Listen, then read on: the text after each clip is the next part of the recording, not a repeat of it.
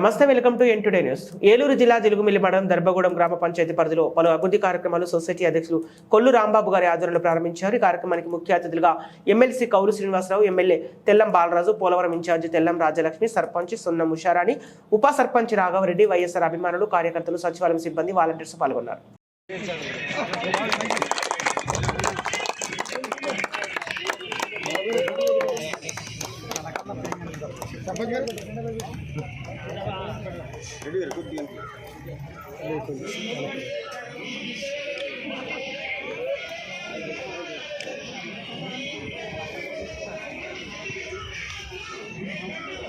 ఎవరు మొదలు పెట్టేయండి.